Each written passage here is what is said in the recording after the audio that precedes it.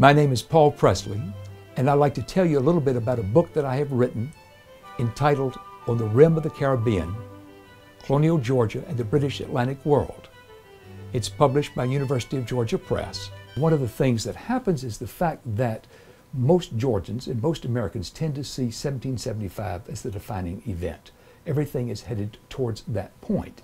And that sort of obscures the fact that most Georgians did not see themselves as Americans. They were a very small colony between the Savannah River and the Altamaha River that went 30 or 40 miles into the interior. And you had a trading post in Augusta.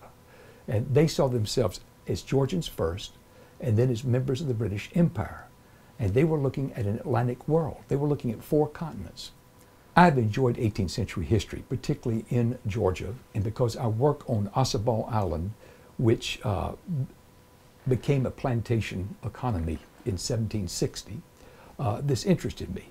Georgia had an explosive growth, and most people who talk about it and write about it face west. They stand on the coast of Georgia, and they're looking west and north into the interior. And I thought that it would be interesting and instructive to face east and face south and look at the Atlantic Ocean and look at 4 continents and try to figure out how Georgia made its way into the Atlantic world. And see, the whole concept of the Atlantic world is something new in the last 30 years. It's the idea that you've got to look beyond just the British Empire and the Spanish Empire and the French Empire.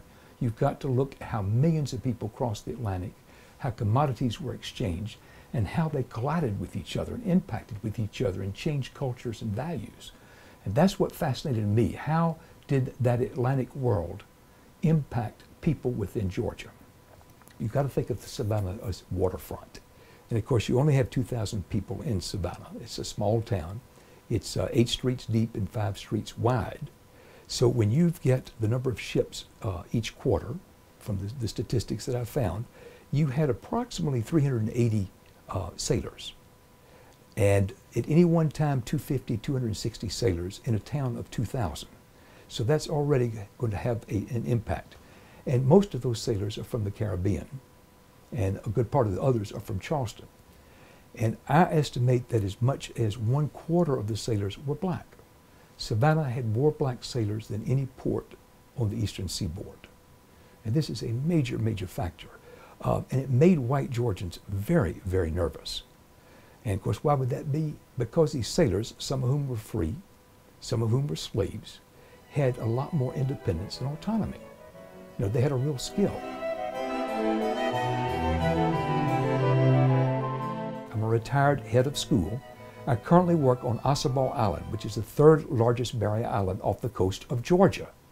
And I want to see it preserved. But it has fascinated me because it originally was became a plantation in the 1760s.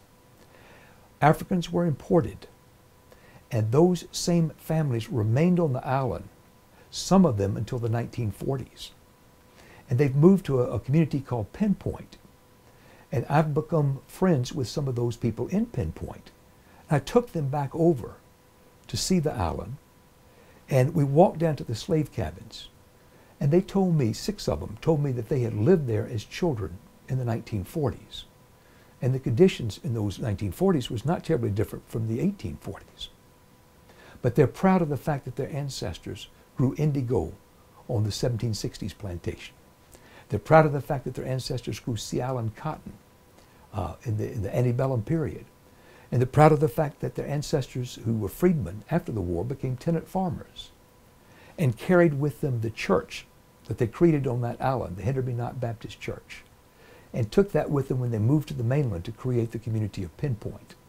And it's now the Sweet Fields of Eden Baptist Church. But because of my work with them, and one man told me that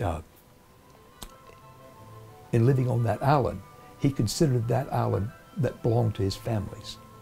That when the family that owned the island came, he felt that this was, they were his guests, and that he wanted to make them feel good.